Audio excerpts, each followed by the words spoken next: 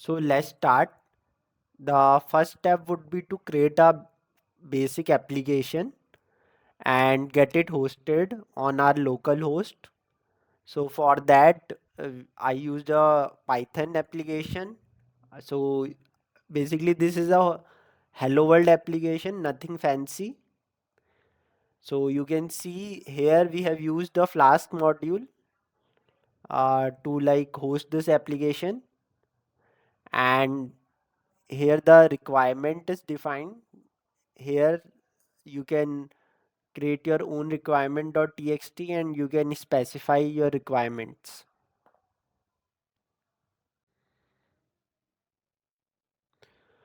So now what we will be doing after creating this basic application, we will be dockerizing it. So for dockerizing it, we will be using a Docker file. So in this Docker file, we will write commands. So the first step would be for using a base image. So here we are using this image, and after that, what we will be doing is we are setting the work directory. Then what we are doing is copying the requirement.txt file into our Docker image and a Docker image working directory. After that, we will be installing all the dependencies in base image, and after that, in this step, what we are doing is we are installing it. Like personally, I installed this tool for debugging in the Docker image. After that, we will be exposing 5000 port. So this 5000 port will be exposed because here we are using 5000 port. So basically this is for mapping purposes. And after that, we will be running this main.py, which we have copied.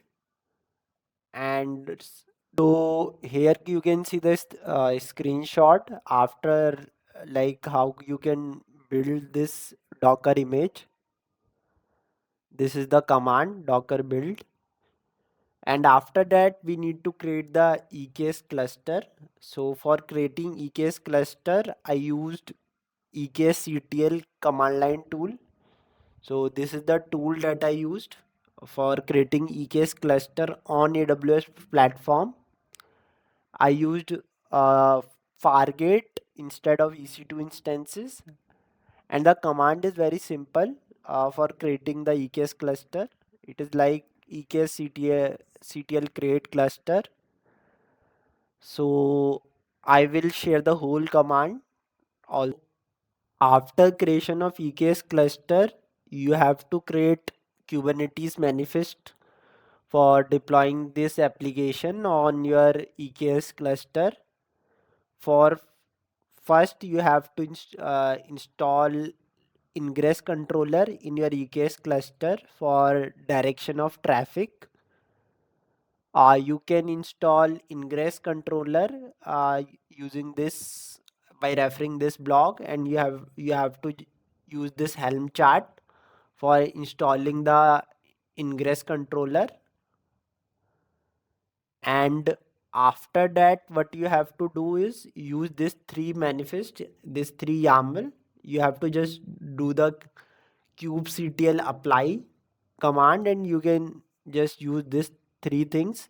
Basically we are creating a service, a deployment, and ingress, and this is its configuration. These are the configuration. You have to manually change this value after your load balancer is created. You have to change this value manually.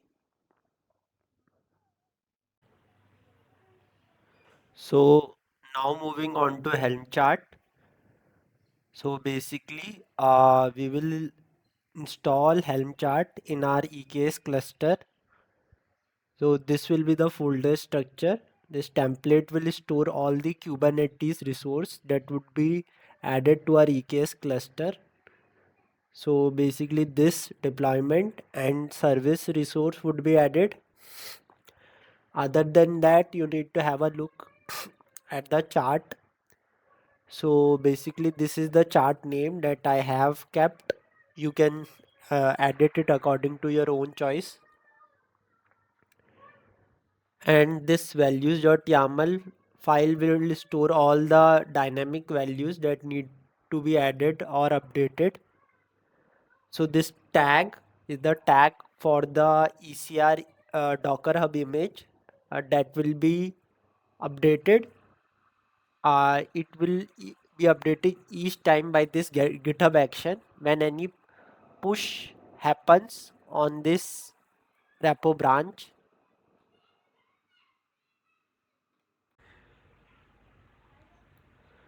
So now we are going to set up GitHub workflow. For setting up GitHub workflow, we are going to create a .github folder. In this, we are going to have a workflows directory, and in that there will be a YAML file. So basically, what this YAML contains is this is a section. We are initially our logic is that whenever something is pushed on the main branch, uh, this certain job will run. And now I will tell you what this job contains. So this will be running on Ubuntu latest operating system, and these are the step it will be following. So it will first check out the repository, then it is going to set up Python, and the version is specified here. Then it is going to install dependencies. So basically it is first going to install pip, and then it is going to install pylint. For linting purposes, it is going to run pylint on our code, and after that we are going to set up Docker, and then we are going to log in into Docker. And here we have stored this Docker username in our settings. So you can go to your GitHub settings and create like two key value pair, one Docker username, another Docker token. And then what we are going to do is build this image using this command. uh, the command and the each image will be different than another image using the GitHub run ID, which will be different each time. So each image name will be different, and then we are going to push the Docker image. The updation of tag will be happening from here values.yaml that I discussed previously, which is present here. So this thing will be updated each time dynamically by this GitHub action pipeline. So this is a Linux command. You can study about SCD command regarding the text manipulation that it can do. After that, we are going to commit our changes.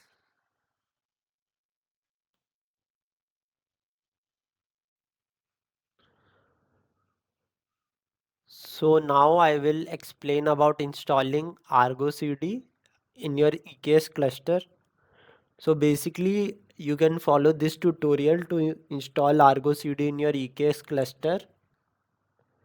After installing ArgoCD in your EKS cluster, you can have a look at like this. This is how the UI looks. So you have to go to the settings tab and add your GitHub repo that you want to have continuous monitoring on. So whenever this image tag would be updated, you have to set up ArgoCD in such a way that when this image tag would be updated by GitHub Actions, ArgoCD will deploy a new deployment in your EKS cluster, and hence your final this setup is completed.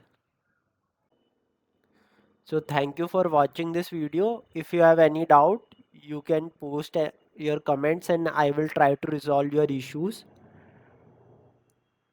or if you have like any query or you want to know any resources, that I will also be sharing in description of this video, and I will be also sharing my LinkedIn ID, so you can just connect me there and send me your doubts or any personal queries regarding this project. Thank you.